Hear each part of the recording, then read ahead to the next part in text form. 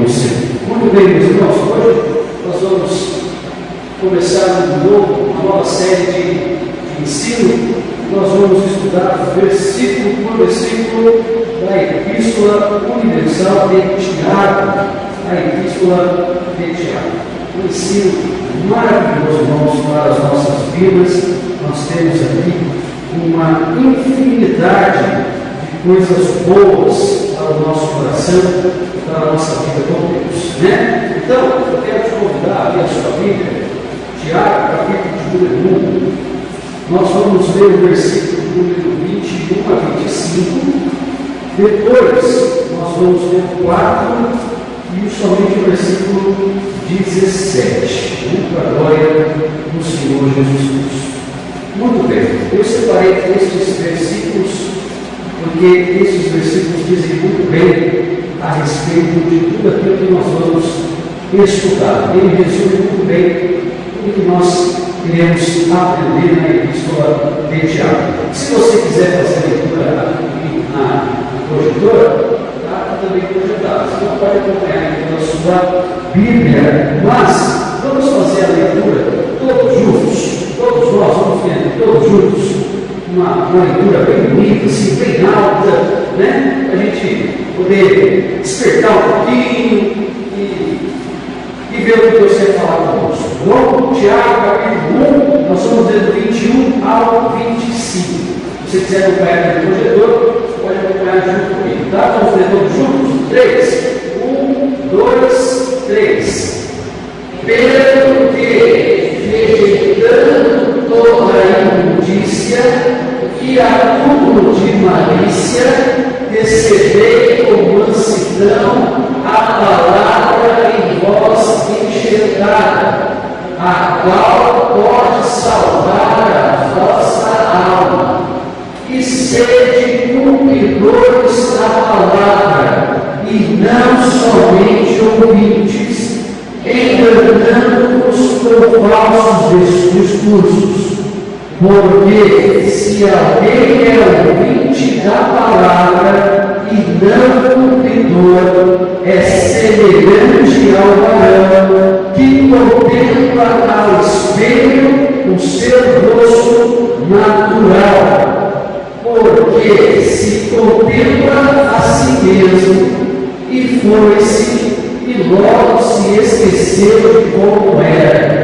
Aquele, porém, que atenta bem para a lei perfeita da liberdade, e nisso persevera, não sendo ouvintes esquecidos, mas fazendo da obra este tal bem-aventurado o seu feito. 4,17 diz assim, todos juntos: aquele, pois, que sabe fazer o bem e não faz, comete pecado.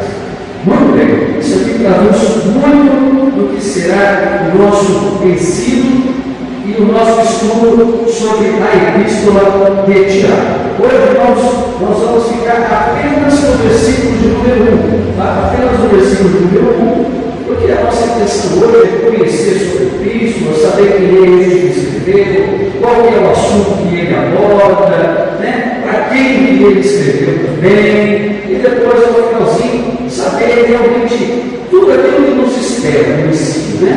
A gente separou em muitos tópicos para a gente sair daqui com o gostinho de querer voltar na próxima terça-feira para aprender mais deste estudo, né? Muito bem, então vamos ver. Tiago, capítulo de número 1, versículo de número 1. Quem pode ler para mim? Bem alto, por favor.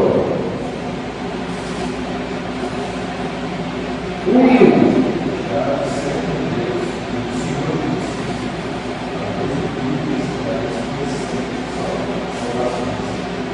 Muito bem, Tiago, servo de Deus e do Senhor Jesus Cristo, às 12 tribos que andam dispersas. Saúde. Essa é a minha tradução. Bem, irmãos, muito bem. Quem é esse Tiago? Ele, quando escreve a carta, a primeira coisa que coloca é quem está escrevendo. E aqui está escrito Tiago. Eu não sei se na tua mas a minha, todo Tiago está escrito em caixa alta, em maiúsculo. O seu também está ou não? Tiago, tudo em caixa alta. Por que o copista, aquela pessoa que escreveu, que copiou, fez as cópias da Bíblia, deixou esse Tiago em caixa alta? Nós vamos entender. Mas veja só, há evidências que esse Tiago seja aquele líder da igreja de Jerusalém, a quem Paulo chama de irmão do Senhor. Então, a epístola de Tiago ele só escreve assim: Tiago, servo de Deus e do Senhor Jesus Cristo. Aqui ele não coloca realmente se ele era o parente de Jesus, o irmão de Jesus, ou se ele era um outro discípulo ou um apóstolo. Ele apenas escreve Tiago. Mas, quando nós começamos a ler toda a epístola de Tiago, juntamente com o livro dos Atos e juntamente com o livro de Gálatas, a gente vai ver que há muitas referências a respeito desse Tiago. Por isso, chegamos à conclusão que este sim é o Tiago que Paulo fala lá em Gálatas 1,19. Vamos abrir a nossa Bíblia? Gálatas 1,19. Vamos ver que Tiago é esse que Paulo fala. Gálatas 1,19. Gálatas 1,19. Quem pode ler para mim? Gálatas 1,19. Atos, Romanos, Coríntios, Gálatas 1. E não vi a nenhum outro apóstolo senão a Tiago, irmão do Senhor. Não vi nenhum outro apóstolo senão a Tiago, irmão do Senhor. Quando Paulo está falando, está dando esse relato, Paulo estava na igreja de Jerusalém. Ele tinha chegado na igreja de Jerusalém, e na igreja de Jerusalém havia um líder naquele lugar. E quem que era o líder naquela época da igreja de Jerusalém? Era esse Tiago, irmão de Jesus. Então, Paulo dá a ênfase a Tiago, irmão de Jesus. Este mesmo Tiago também foi mencionado nos evangelhos. Nós não vamos ler, mas está lá em Mateus 13:55 e Marcos 6:3, aonde também diz Tiago, irmão de Jesus. Então, como que nós podemos afirmar que esse Tiago é o Tiago, irmão de Jesus, o mesmo que escreveu esta epístola? Por uma coisinha simples, a gente consegue detectar. Veja que ele diz assim, saúde no final. No final ele diz saúde. Esta saudação a gente só encontra o Tiago, líder da igreja de Jerusalém, irmão de Jesus, mencionado por Paulo, saudando. Apenas esses dois momentos ele fala saúde na Bíblia. Isso caracteriza, dá-nos a característica de que essa é uma saudação típica desse apóstolo Tiago, irmão de Jesus. Então, irmãos, quem escreveu a epístola de Tiago foi o Tiago, o irmão de Jesus. Compreenderam? Quando perguntar isso para você, que Tiago é esse que escreveu a epístola? O que você vai dizer? Que é o Tiago, irmão de Jesus. Não está implícito, explícito, na verdade, não está explícito na carta, mas está implícito no contexto. Então, em todo o contexto, isso fica para nós bem claro. Que quem escreveu a epístola de Tiago foi Tiago, irmão de Jesus. Esse Tiago, irmão de Jesus, como todos os outros irmãos de Jesus, eles só foram se converter e realmente reconhecer que Cristo é o Messias, o Filho do Deus vivo, mesmo vendo todos os milagres, mesmo contemplando tudo aquilo que fizeram, assim como os outros discípulos também. A conversão verdadeira deles aconteceu no nosso lado do Pentecostes em Jerusalém, quando o Espírito Santo então desce sobre toda a carne, e ali é vista línguas repartidas como que de fogo. Então esse Tiago, irmão de Jesus, ele se converteu após a ressurreição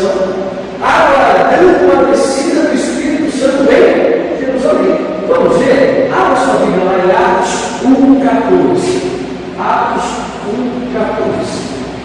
Quem lê para mim bem alto, por favor? Atos 1, 14.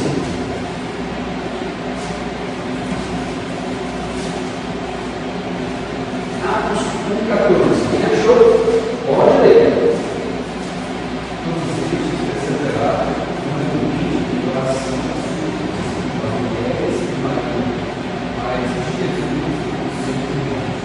Olha só, Jesus então ele veio, ele ressuscitou, ele deu uma ordem aos discípulos, e disse aos discípulos: vão para Jerusalém e fiquem lá até que do alto sejam revestidos de poder. Aí a Bíblia vai nos relatar, Lucas nos relata, que todos os discípulos foram para Jerusalém, mas junto com os discípulos foram também as mulheres e Maria, mãe de Jesus, e com os seus irmãos. Irmãos de quem? Do próprio Jesus. Então, ou seja, irmãos, Maria estava lá quando teve o Pentecostes, e os irmãos de Jesus também estavam lá quando aconteceu o Pentecostes, o batismo com o Espírito Santo, o derramamento do Espírito, prometido lá em Joel 2, que foi tema dos nossos jovens, Então, neste momento, é onde os discípulos, aonde Tiago, os irmãos de Jesus, eles realmente ali se converteram. E naquele momento ali, com a pregação de Pedro, 3.000 almas se converteram ao Senhor. Então, a pergunta que eu faço é a seguinte: a primeira, quem era esse Tiago que escreveu a epístola? Irmão de Jesus. Aonde esse Tiago se converteu? Pentecostes. Muito bem, Deusão. Muito bem, então foi lá no Pentecostes que ele se converteu junto com Maria, e as outras mulheres. Depois do Pentecostes, tudo indica que Tiago começou ali o seu ministério. Ele começou ali a desenvolver o seu trabalho para o reino do Senhor. A Bíblia vai nos dizer que Pedro ele estava preso. A igreja começou a orar por Pedro. Foi quando as cadeias se abriram. O anjo entrou dentro da cadeia, acordou a Pedro, porque ele estava dormindo. Eu não sei como alguém consegue dormir preso do jeito que foi. Acordou Pedro e Pedro começou a seguir ele. Aí, quando ele chegou na rua, o anjo saiu e Pedro foi para a casa onde a igreja se reunia. Aonde é essa casa? A casa de João Marcos. Aquele mesmo João Marcos que Paulo ele fala assim: eu quero que você volte, teve uma briga, depois ele chama ele de novo. E esse mesmo João Marcos que escreveu o Evangelho de Marcos, na casa dele, você sabia disso? Foi lá na casa dele. E lá na casa dele, quando Pedro chegou, bateu a porta, saiu uma jovem chamada Rode. Quando ela viu, ela não acreditou. Ela fechou a porta na cara de Pedro, entrou lá dentro e falou: Pedro está aí. Aí as pessoas não acreditaram muito bem. Pedro insistiu e Pedro, as pessoas da igreja que estavam ali reunidas na casa de João Marcos começaram a se alegrar. E aí, ao final disso, olha o que Pedro diz, Atos 12, 17. E, acenando-lhes ele com a mão para que se calasse, porque foi um alvoroço, irmãos? Acabaram de ver a milagre que Deus fazia a resposta da oração da igreja. Então, acenando para que se calasse, contou-lhe como o Senhor tirara da prisão. E disse: anunciai isto a Tiago e aos irmãos. E saindo, partiu para outro lugar. Então, entende-se que, a partir daí, Tiago começou o seu ministério na igreja que acabara de ser fundada em Jerusalém. Ok? Então, Tiago começou ali o seu ministério como praticamente um pastor da igreja de Jerusalém. Ok? A igreja desta cidade. Bom, Tiago também aparece presidindo a assembleia que aconteceu dentro da igreja de Jerusalém, aonde eles discutiram se deveriam ir aos gentios ou não, se deveriam ir àqueles da circuncisão ou não, ok? Tiago foi quem presidiu essa assembleia, ou seja, foi ele que cuidou da reunião, foi ele que reunião onde estava Paulo, Barnabé, os outros discípulos, né? E aí Paulo falou que Deus fez um chamado para ele, contou toda a história dele, que Deus chamava para ir para os gentios. Então, Tiago, como presidente daquela assembleia, ele era quem? O pastor da igreja de Jerusalém. Ok? Então, é esse mesmo Tiago. Olha o que diz, Gálatas 2:9. Bom, a Gabi já leu, a já leu, eu quero que outra pessoa faça a leitura para mim. Gálatas 2:9. Quem pode ler? Gálatas 2:9. Bem alto, por favor.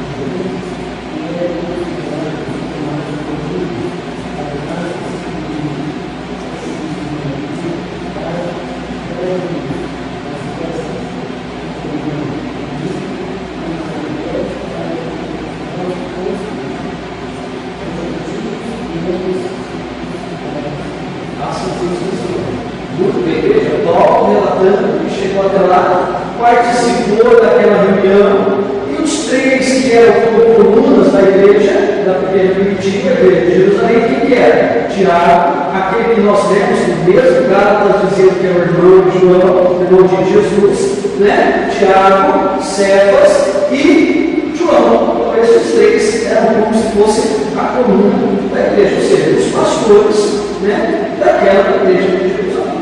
Então eu faço de novo a pergunta: quem que era esse Tiago? Irmão de Jesus. Muito bem, de novo, quem que era Tiago? Aonde ele se converteu? Eita, quem que acha que ele é Pentecostes? Levanta a mão. Quem acha que não é? Levanta a mão. Muito bem, é isso mesmo. Lá no Pentecostes. E depois desta conversão, Pedro saiu e chamou a chamar Tiago e os irmãos. E então Tiago e os irmãos ficaram fazendo o quê? Ficaram pastoreando a igreja de Jerusalém. E esse Tiago foi aquele que presidiu, junto com os três ali, presidiu a reunião aonde abençoaram a vida de Paulo, a vida de Barnabé, para que eles fossem levar a mensagem para os gentios. Então veja, irmãos, Paulo saiu debaixo da bênção de Tiago. Olha que interessante. Quando Paulo saiu de Jerusalém, quando ele foi começar a sua missão para os gentios, ele foi com a bênção de Tiago, Cefas e de João. Né? Então é esse Tiago que escreveu esta epístola. Né? Estou falando bem dos termos que nós verem como importante era esse homem. Né? O grande ele era este Tiago. Muito bem, olha só. Mesmo com uma grande posição, sendo irmão de Jesus, pastor da igreja de Jerusalém, né? Tendo dado as bênçãos para que Paulo fosse pregar o evangelho aos gentios, né? E a responsabilidade que ele tinha sobre essa obra, sobre a igreja, a responsabilidade que estava sobre as costas dele, o que me saltou aos olhos foi como ele se apresentou. Olha que interessante. Geralmente uma pessoa assim nos dias de hoje, como que ela se apresentaria? Eu sou o pastor Alexandre Valeriano, presidente da igreja, da primeira igreja de Jerusalém. Eu sou o pastor presidente da igreja de Jerusalém. Mas, olha que interessante, não foi assim que ele se apresentou, né? Como foi que ele se apresentou? Lê para mim o verso 11, por favor. Quem pode ler para mim? O pastor pode ser o irmão João, pode ser o Mateus e o Gabi. Verso 1.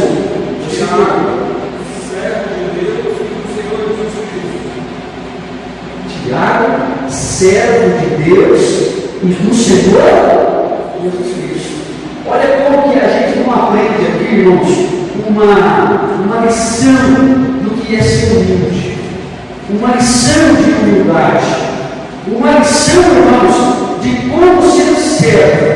Porque esse homem que a gente viu, ele era um grandão, né? Ele seria como se fosse aí o pastor Zé, né? Como se diz hoje, vamos dizer assim. servo de Deus e do Senhor Jesus Cristo.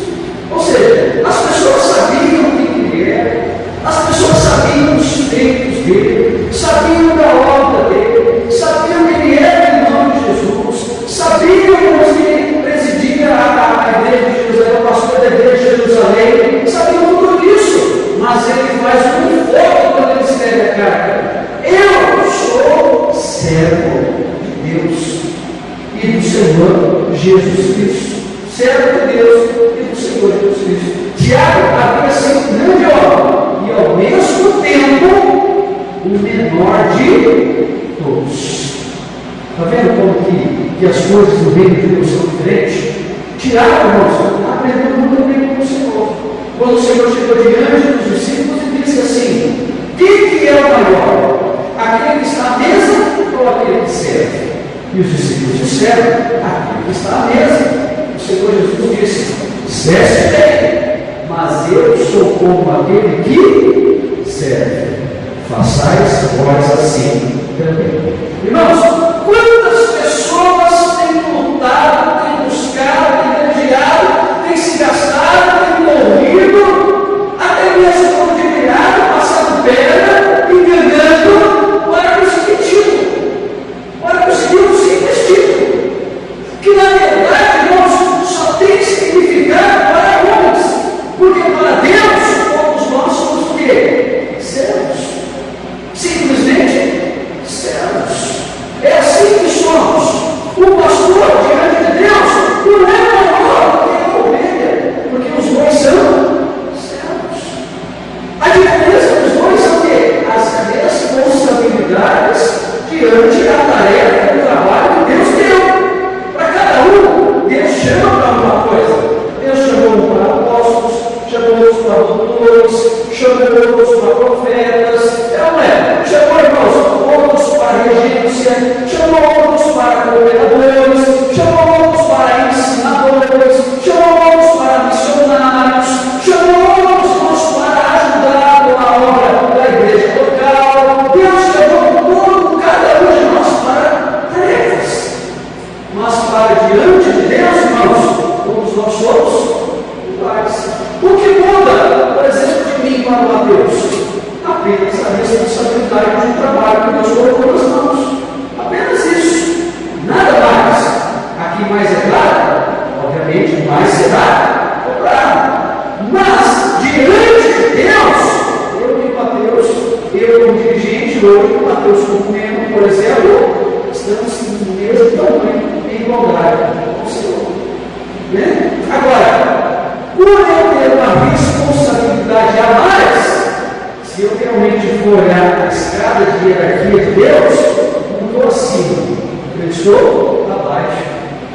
Porque para Deus a escada não sobe, ela desce.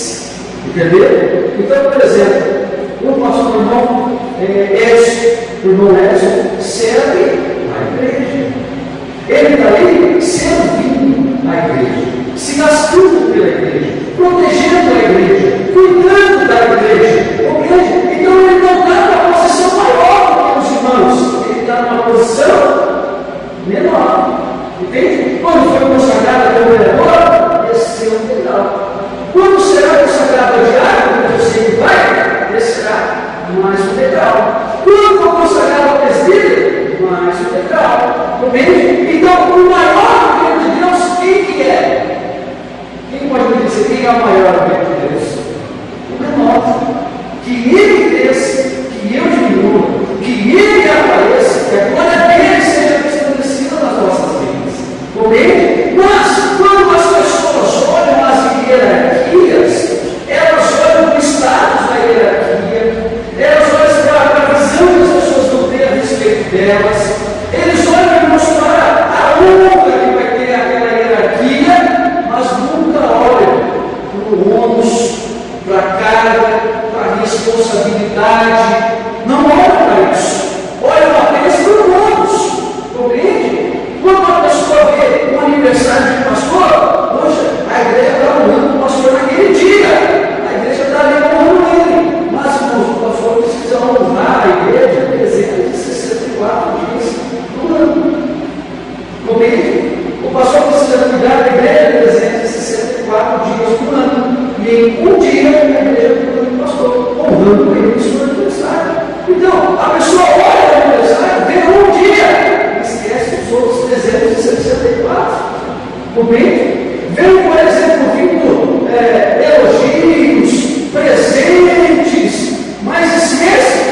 também precisa estar presente na vida, no nosso caso, 80 anos. Entendeu? Então, irmãos, as pessoas olham o quê? Vislumbram cargos, vislumbram posições. Não está errado assim. Porque a Bíblia vai dizer que aquele que almeja o episcopado, boa coisa almeja. Mas está almejando o quê? Ser servo ou ser servido? Não tem diferença entre ser servo e ser servido? Esta é a diferença entre ser servo e ser servido. Tiago, apesar de ele ser quem era, ele era servo de todos. Por quê? Como é que eu sirvo a Jesus? De que forma eu sirvo a Jesus? É servir os irmãos. Compreende?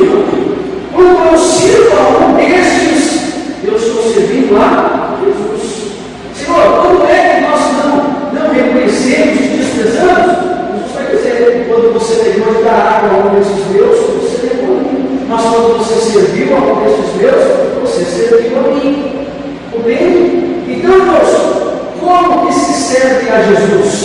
Servindo os irmãos, servindo as pessoas. Então, esta pirâmide, irmãos, ela não é para cima, ela é para baixo. Ela não é, ela é para baixo.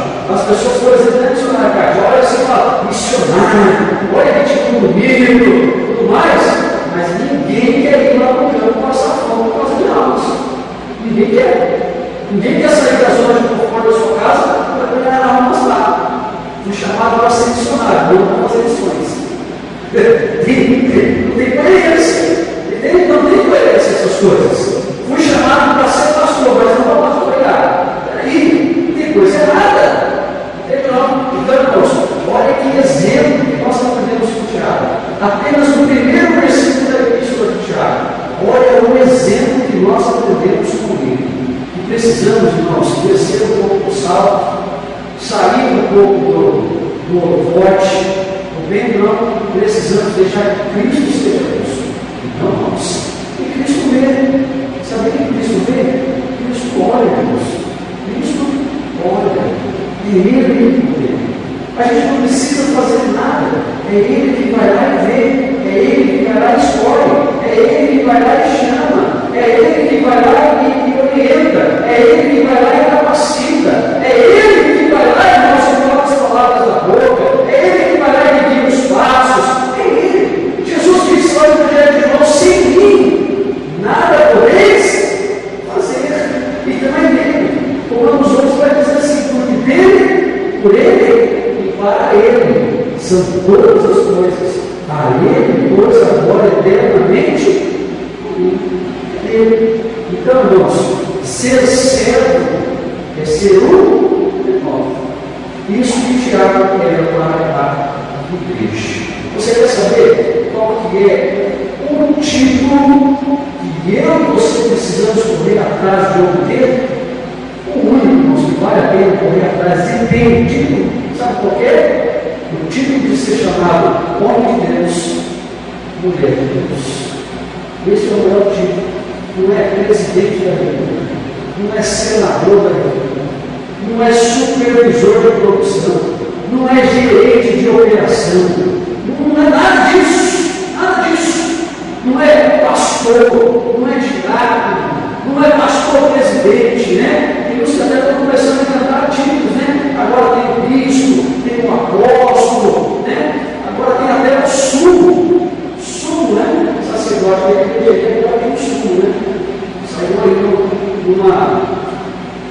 uma revista de televisão, uma reportagem que ela trazia da própria igreja, e agora o pastor dela é sumo sacerdote. Não, as pessoas criticam, entendam o título. Colocam-se a mão na cabeça e falam, agora eu sou apóstolo.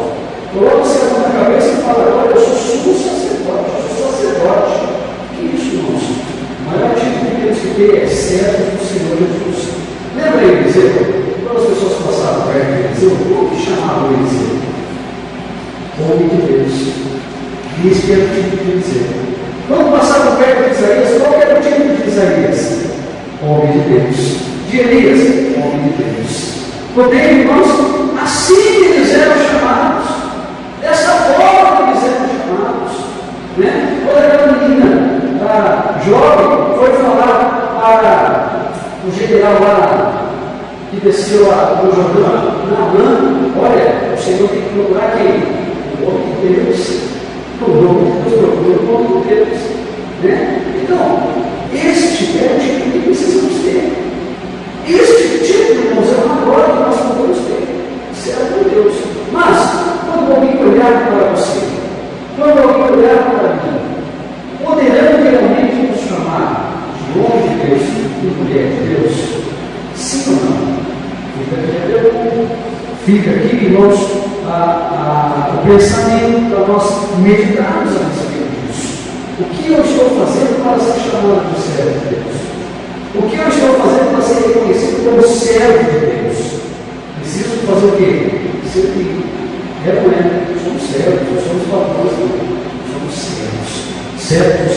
Nós temos nessa noite aqui servos de Deus, servos do Senhor Jesus. Glória a Deus por isso. Então, irmãos, não se preocupe com uma carteirinha, não se preocupe com o título, não se preocupe com essas coisas, não. Tem reconhecimento? Bom, é bacana ser reconhecido, né? Mas, irmãos, o maior reconhecimento é Deus que faz. É Jesus que faz. Este é o maior reconhecimento. Chegar naquele grande dia, então, ele olhar para nós e falar assim: servo bom e fiel, venha para o Deus do teu Pai. Venha para o Deus do Pai. Não para aqueles que vão chegar diante dele e vão falar assim: Senhor, no teu nome estou sendo luz, no teu nome fiz milagres, no teu nome preguei, no teu nome fiz isso, no teu nome regi, no teu nome limpei a igreja, no teu nome eu conheci o de ensino, no teu nome pastoreei a igreja, no teu nome. Tu vai falar assim: não te digo isso. Não te digo isso. Mas, Senhor, no teu nome fiz tantas coisas. Depois você fala assim: eu sei, porque o meu nome tem poder. Mas mesmo assim, não te digo isso. Não te digo isso. A parte já pensou chegar esse dia, irmãos? Já pensou chegar esse dia? Uma carteirinha não vai fazer Jesus reconhecer a gente, não. Não vai. O que vai fazer Jesus reconhecer a gente é as obras, é o fruto. Porque Jesus disse que é pelo fruto que se conhece a árvore. É pelo fruto que se conhece a árvore, né? Não é pelas obras, não. Porque pelas obras, nós vamos ser salvos, né? Aprendemos lá em Efésios 2:8, né? Pela graça sois salvos. Então, irmãos, precisamos ser servos. Agora, sendo servos e entendendo que somos servos, nós sentimos o desejo, a vontade de fazer a obra. Ok? Um servo verdadeiro gosta, quer servir o Senhor. Ele sente prazer em servir. Ele sente satisfação em servir. Sente satisfação de estar na casa de Deus. Sente satisfação de fazer as coisas do Senhor. Mesmo apanhando, mesmo tomando pedradas, mesmo não sendo reconhecido, mesmo indo para prisões, como Paulo foi, tendo chibatadas, sendo apedrejado, sofrendo naufrágio, ainda assim sente prazer. Leia a carta de Paulo aos Filipenses para você ver o que Paulo estava sofrendo naquela prisão de Roma, e ainda assim ele diz: alegrai-vos. Outra vez nos digo: alegrai-vos. Como pode um homem ficar feliz na prisão? Como pode um homem ficar feliz sem saber se no manhã seguinte vai morrer ou não? Como que alguém pode ficar feliz desse jeito? Por quê, irmãos? Porque ele diz assim: sou embaixador em cadeias. Você jogou preso aqui, estou sofrendo aqui, mas continuo sendo servo, mesmo dentro da cadeia. Isso deixava ele feliz. Ser servo tem que nos deixar feliz. Servir ao Senhor tem que nos trazer alegria. Servir ao Senhor não é pesado. Não é pesado. Servir ao Senhor traz alegria. Você sente alegria em servir ao Senhor? Sim ou não? Tem que ter, irmãos, esse sentimento. Esse sentimento não pode faltar, né? Alegria. Então, Tiago era verdadeiro servo. Muito bem. Então, para quem Tiago estava escrevendo? Para quem Tiago estava escrevendo essa epístola? Antes de eu entrar aqui, eu vou fazer uma pergunta que eu fiz, acho que na escola dominical. Eu perguntei para os irmãos: não falta nenhum. Qual é a diferença de carta e de epístola? Qual é a diferença das duas? Quem sabe hoje? Qual é a diferença das duas? Eu perguntei e falava assim, nenhuma das duas. É a mesma coisa. E acertava. Não tem a diferença das duas. Né? As duas são a mesma coisa. Carta do Tiago, epístola do Tiago. Mas, irmãos, uma coisa bem pequenininha e sutil faz a gente escolher o nome epístola ao invés de carta. Não que esteja errado. Você falar carta de Paulo, não tem nada de errado. Carta de Tiago, não tem nada de errado. Mas a coisinha que nos faz escolher o nome epístola ao invés de carta é que uma carta ela manda informações a respeito de si e pede informações a respeito também. A epístola ela já manda instruções. Ela manda instruções. Por isso nós escolhemos mais o nome de epístola. Okay? Por quê? Porque todas elas têm instruções. E você não vê que epístola de Tiago, nossa, é do começo ao fim. Instrução do começo ao fim. Né? Então, para quem Tiago estava escrevendo a epístola? Vamos ver o versículo número 1. Olha só, ele se apresenta, né? Tiago, nós aprendemos quem é esse Tiago. Nós aprendemos também da unidade dele, né? Tiago, servo de Deus e do Senhor Jesus Cristo.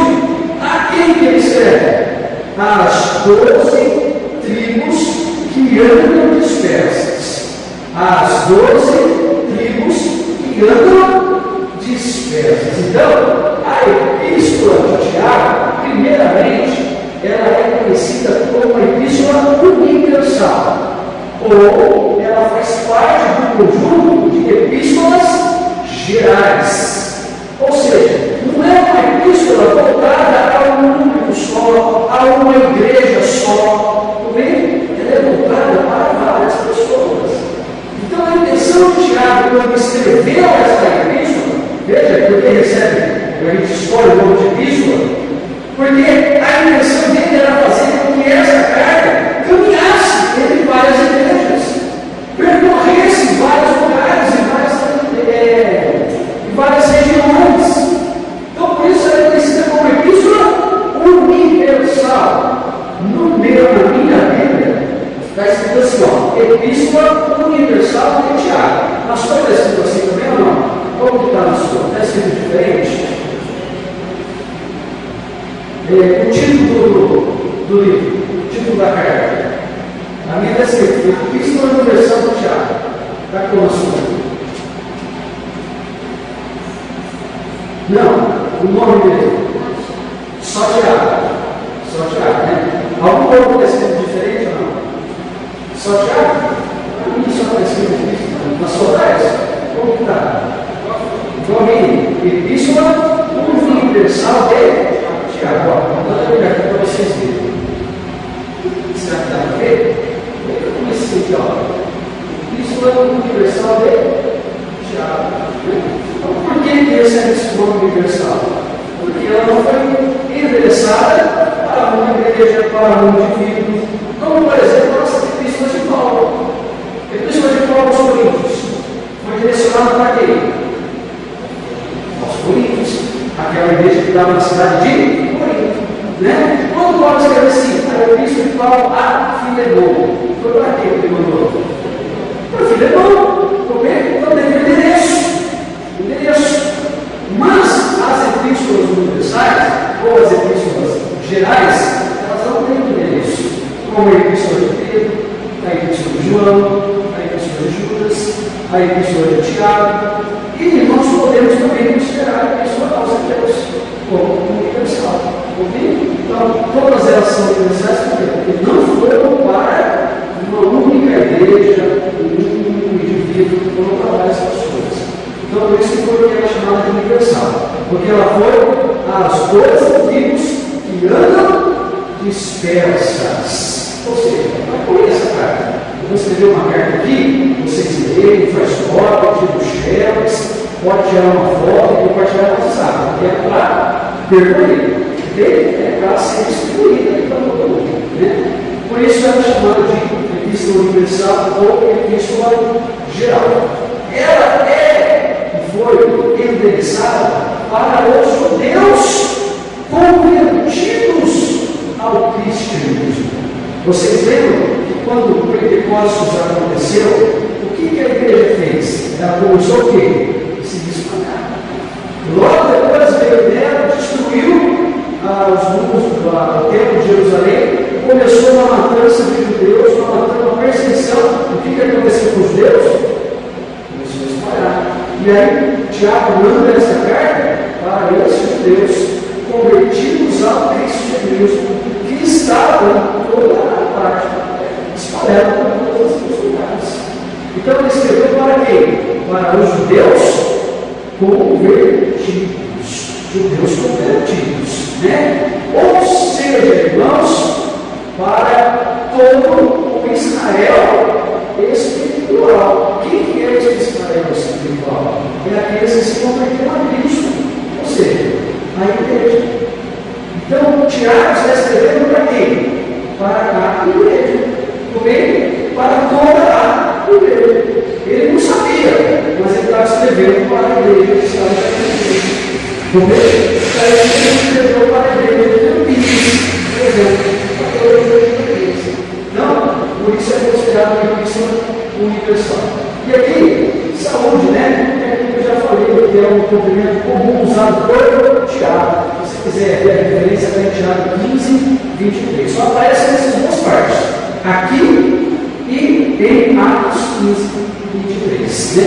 Uma das coisas que comprova que esse Tiago é o irmão de Jesus, o líder da igreja de Jerusalém.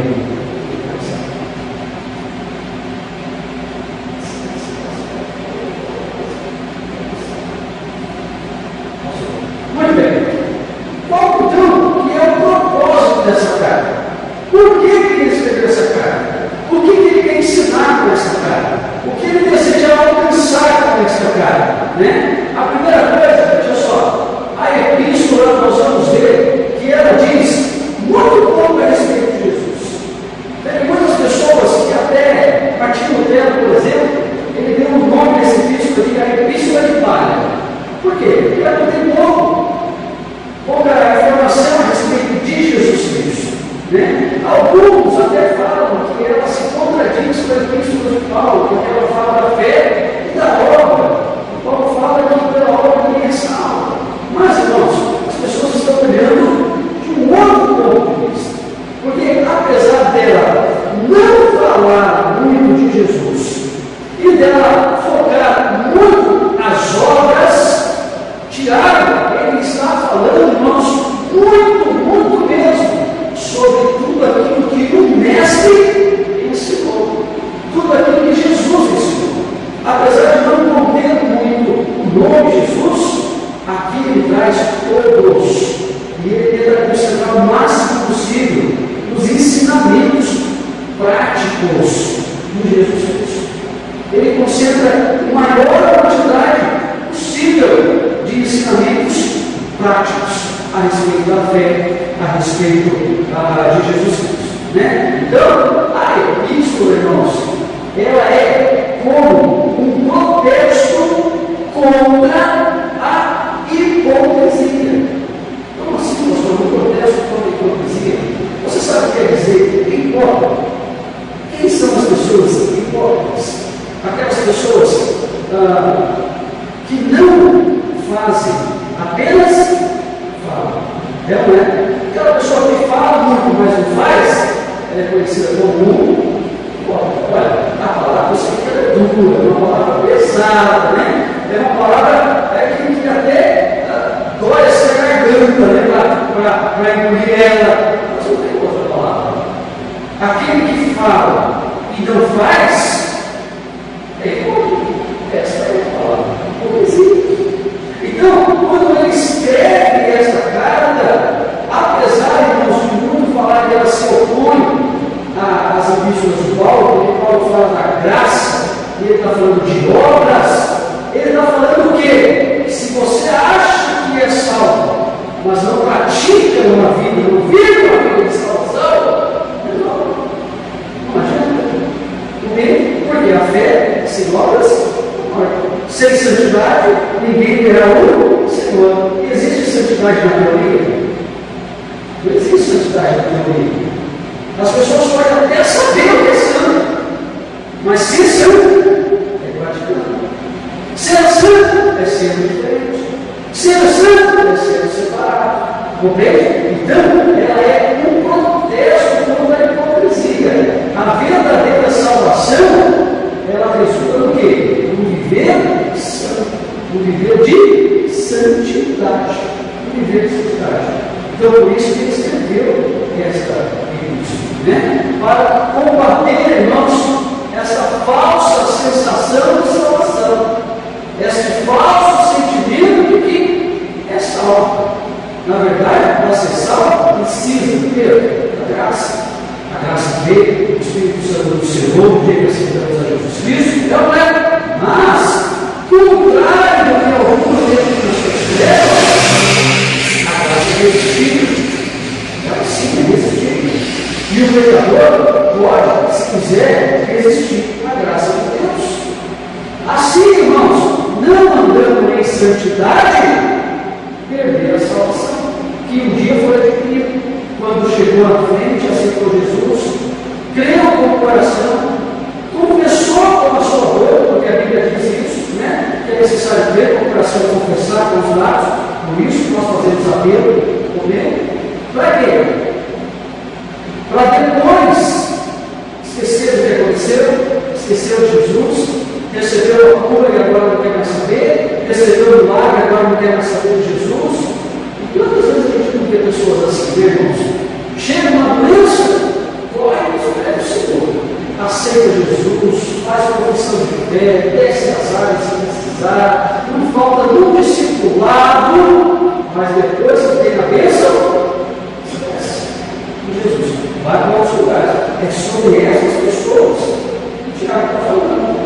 É sobre esses que dizem professar, mas não praticam. Né? Sobre esses que o Tiago está falando. Então, trata sobre o segundo estágio do progresso da salvação, a santificação, que só pode ser exercida na prática. Ou seja, aceitei Jesus. E agora? Agora é caminhar até a volta de Jesus Cristo. Agora é batalhar com um bom soldado, com aquilo, com combate. Entendeu? Porque a carreira não acabou. A nossa ainda não. Então eu combater com combate, é igual. Eu coloco os olhos no alvo. Eu ando rumo ao alvo. Como, irmãos, o prêmio da minha vocação. Então, ou seja, aceitei Jesus. Agora eu tenho que viver como discípulo de Jesus. Aceitei Jesus. Agora eu tenho que andar os passos de Jesus. Se eu assim não passo, Jesus vai voltar-nos. Né? Vamos chegar lá diante dele e falar: Jesus, eu aceitei o Senhor no culto da mocidade. Entendeu? Aceitei o Senhor no culto do ciclo da oração. Oh, Jesus, naquele congresso eu falei muito estranha. Oh, Jesus, eu peguei o meu vizinho do Senhor naqueles dias. E agora? Como está a sua vida? Aprendemos, irmãos, que precisa andar com os bons sentidos, todos preparados. Porque o ladrão vem no dia, não é ninguém espera. Assim será a volta do Filho do Homem, assim será a volta de Jesus Cristo. Nós temos que estar o quê? Como que estamos prontos? Praticando. Sem prática, não dá. Ninguém aprende a andar de bicicleta sem sentar nela, não pedalar. Na teoria, ninguém anda de bicicleta. Tem que sentar, tem que pedalar, às vezes tem que cair, às vezes tem que se machucar. Né? Uma vez a minha filha começou a andar de bicicleta, caiu, bateu a cabeça, nossa, a esposa pegou o leite, mandou no hospital, vamos levar lá, chegou lá, fez raio-x, mas foi só um pouquinho. Graças a Deus, né? Ele teve tudo mal. No dia seguinte, pegou a bicicleta de novo e começou a andar. Né? Então, irmãos, a nossa vida tem que ser assim. Às vezes tem quedas, às vezes tem tombos, às vezes tem pancadas. A gente não pode desistir daquilo que Deus deu para nós. É só para ser salvação. Temos que continuar andando para frente. Temos que continuar buscando ser diferente. Se não formos diferentes, estamos perdendo tempo na casa de Deus. Estamos perdendo tempo. Né? Muito bem. Então, irmãos, os nós vamos trazer nas terças-feiras, hoje é só para você ficar assim com gostinho, tá bom? Só para você ficar com gostinho, para você querer voltar à cabeça que tem. Então, os ensinos que vamos fazer nas terças não será assim, que gostoso, né? Vou sair daqui revigorado. Serão ensinos de confronto. Confronto mesmo. Porque a epístola de Tiago, ela é uma epístola que confronta o crente. Ela é uma epístola que bate de frente com o crente. Então, aquela pessoa que não gosta de ser confrontada, fica lá assistindo o canal. Mas aquela pessoa, irmãos, que quer mudança, que quer Jesus, que quer viver para Jesus, vai tomar tudo, você vai vir para a igreja e vai aprender isso. Né? O salmista vai dizer assim no Salmo 19: pela tua palavra, o teu céu é repreendido, mas não dá prazer. Entende? Por que, irmãos? Porque a palavra de Deus, ela realmente confronta, ela vem de frente com a gente, ela incomoda, mas ela nos mostra o caminho. Aí está o prazer. Aí está o prazer. E você vê que você foi disciplinado, mas vê que Ele te ama. Vê que Jesus te ama. Por isso que Ele chama a atenção, por isso que Ele confronta. Por isso que Ele deixa, às vezes, colocar o dedo na tomada, você tomar um choque, para aprender. Então, a epístola de Tiago vai ser um estudo fantástico para nós, né? Um estudo maravilhoso. Então, vamos ver algumas coisas que nós vamos aprender. Eu separei aqui, eu fiz um esboço nos ensinos. Sempre está difícil de ler, mas eu vou ler para os irmãos. Então, veja, no capítulo de número 1, vai ser falado a respeito da firmeza da fé. Tá? E aí, eu dividi em versículos. Então, do 2 ao 4, eu vou deixar os versículos, eu vou falar só o tema, tá? Porque a gente vai aprender. A gente vai aprender o seguinte: no capítulo 1, a atitude cristã em relação às provas. Nós vamos aprender sobre a oração pelo melhor de Deus. Vamos aprender o que é as verdadeiras riquezas, entendendo prova e tentação, a diferença das duas, né? A obediência à verdade divina, né? Aí está lá no número 19 a 27. Depois eu posso colocar isso aqui lá no grupo, aí vocês podem anotar isso, está bem fraquinho, bem pequenininho ali. Aí no capítulo 2, vamos falar sobre os padrões dos valores cristãos.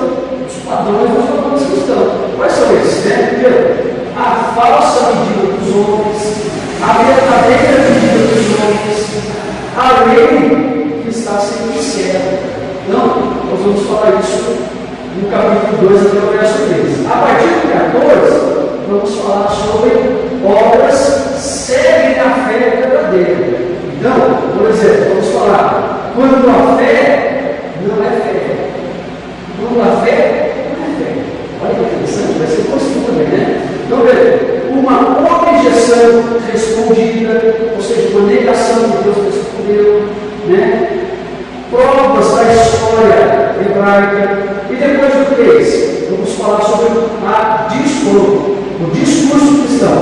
Então, vamos falar da responsabilidade dos mestres, o uso correto da língua, o uso correto da língua, a tragédia da língua, vai chegar nesse ponto também, né? A língua indomável, incontrolável, vai chegar lá no capítulo 3, né? A purificação, né? O purifique o coração, a purificação do coração, para o quê? Controlar a língua. Então, veja, só prática. Tá? Vamos falar também sobre a sabedoria de Deus. Então, veja, a sabedoria e o que a sabedoria faz. Vamos falar sobre a sabedoria carnal, a sabedoria humana. Vamos falar sobre a sabedoria dual. E aí, no capítulo 4, vai ser o chamado à santidade. Né? O que vamos ver no chamado à santidade? A causa interior dos conflitos, não os conflitos internos, as emoções, os pensamentos, né? Deus é um povo santo, vamos falar como que Deus quer que se comporte referente à santidade, né? O mal de falar mal. Nós vamos falar também, olha só, sobre o reconhecimento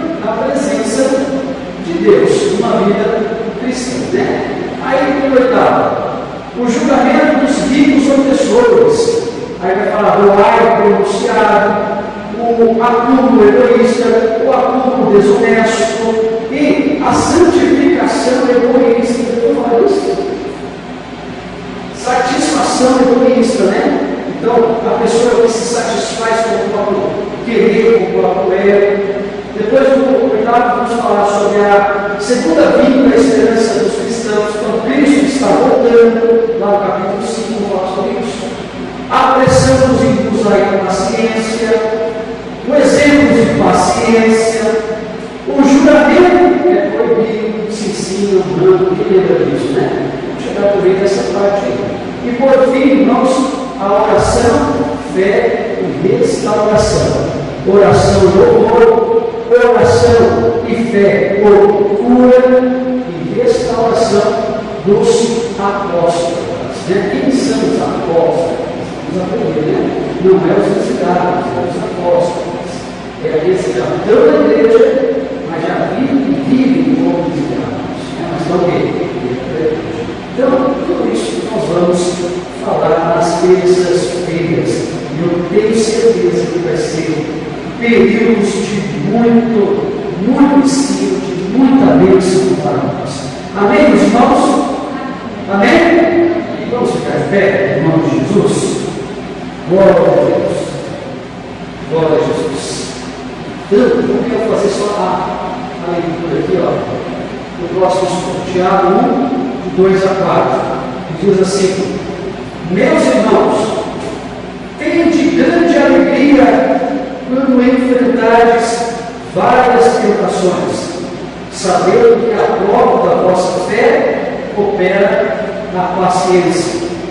Tenha, porém, a paciência a sua obra perfeita, para que sejais perfeitos e completos, sem faltar em coisa alguma. Vamos ler, irmãos. Vamos perguntar aqui para a próxima terça-feira. Como pode ser alegre na tentação? É possível isso? Na aprovação do sistema alegre? Vai dizer, meus irmãos, tem grande alegria quando enfrentares várias tentações. Não é uma só, não, é várias. E a segunda coisa, como ter paciência na tentação, na aprovação. Né? Chega momentos, irmãos, que a paciência vai embora e a gente quer chutar o pau do barraco, né? Enfiar o pé no bote. Então, ensinos práticos para a nossa vida. Então, próxima terça-feira, nós vamos falar sobre a atitude cristã em relação às provas, alegria e paciência. Glória ao Senhor Jesus. Quero orar por sua vida nesta noite. Quero poder ministrar sobre você nessa noite as santas bênçãos do Senhor e, de alguma forma, pedir para que Deus venha abençoar a sua vida, mas também a vida de outros irmãos da nossa igreja, para estar aqui nos estudos. Porque, irmãos, de verdade, aos domingos, nosso alimento não é o mesmo que desse dia. De domingo, o alimento é mais mastigado. De domingo, o alimento é um pouco diferente, né? Um pouquinho mais saboroso, é um alimento cuidadoso. Por quê? Porque de domingo, irmãos, nós temos aqui muitos irmãos novos na fé, né? Mas terça-feira é um alimento sólido, um alimento de sustância, né? Terça-feira é o dia que o pastor fala tudo que precisa falar, você ouve tudo que precisa ouvir, né? Então, terça-feira, irmãos, para quem quer crescer na graça, no conhecimento, precisa de uma boa semana, né? E essa comida é de terça-feira. Irmão de Deus, terça-feira tem coisa que a gente fala, nós não falaremos no domingo. Tem coisa que a gente ensina que não ensinaremos no domingo. Isso se chama tudo de doutrina, né? Então, irmãos, na Epístola de Tiago, nós vamos abordar todos, vários, inúmeros temas e propósitos para a vida cristã. Bom, então eu quero orar para você. Eu gostaria de pedir para você também nos ajudar em oração, para que possamos, irmãos, conseguir, né, estar sempre aqui às terças e conseguir convidar os irmãos, chamar os irmãos para estar aqui. Né? Se faz bem para mim, eu posso pegar sobre mim, eu tenho que fazer bem para outras pessoas. De que forma, irmãos? Convidando, chamando, né? Para estar aqui conosco às vezes. E escute uma coisa: uma terça-feira que você tem, você vai ter grandes coisas do Senhor. Né? E, irmãos, aí perdeu o né? Tomé perdeu o primeiro culto, não, Jesus soltar o Espírito Santo sobre os discípulos. No segundo culto, quando Jesus estava em pé, teve que colocar a mão na ferida. Né? Então, quando a gente perde um culto, irmãos, a gente perde alguma coisa. Na terça-feira, os cultos serão maravilhosos. Não sou eu que falo, é Jesus Cristo, porque a palavra não é. Bom, quero orar para o Senhor, feche os olhos, Senhor, meu Deus, meu Pai, eu te agradeço por estar aqui em tua presença. Obrigado, Senhor, por esses ensinamentos que o Senhor nos trouxe, Deus, a começar, meu Pai, na Epístola Universal de Tiago.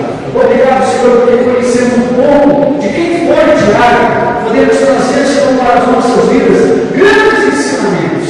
Sabemos, Senhor, que precisamos ser humildes, que precisamos ser sérios, que precisamos, Senhor, para alcançar o teu favor, servir aos irmãos, porque é servir aos irmãos que servimos ao Senhor Jesus. Por isso, Senhor Jesus, eu peço que o Senhor venha a falar corretamente com a tua igreja, através dos ensinos de terça-feira, a começar, Senhor, com cada um de nós que é cristão, e que possamos, Senhor, através do Espírito Santo, receber ajuda para estarmos aqui, Senhor, todas as terças-feiras nos alimentando de tua palavra. Ajuda-nos, ó Deus, para convidar, ajuda-nos, ó Deus, para chamar, nos encoraja, que o Espírito Santo, Senhor, nos possa induzir, Senhor, nos momentos em que estivermos com os nossos amigos, com os nossos irmãos, com aqueles, Senhor, que nós tanto amamos, a convidar, Senhor, para se alimentar de um alimento genuíno, de um alimento sólido, de um alimento, Senhor, que fortalece as nossas almas. Obrigado, Senhor, pela vida de cada um dos irmãos que estão. Pois sei, meu Pai, que sairemos daqui nessa noite cheios, meu Deus, de tua presença. Nós a te oramos no nome de Jesus. Amém. Amanhã, irmãos, oração das nossas irmãs. Toda a igreja esteja nesse lado de horários, depois do ensaio. Quinta-feira, tudo bom? As irmãs, vai ser uma vez. Estenda as suas mãos. Que a graça do nosso Senhor e Salvador Jesus Cristo, o amor de Deus, nosso Pai, a comunhão e a consolação do Espírito Santo sejam sobre a vida de todos e que todos digam. Está encerrado em nome de Jesus.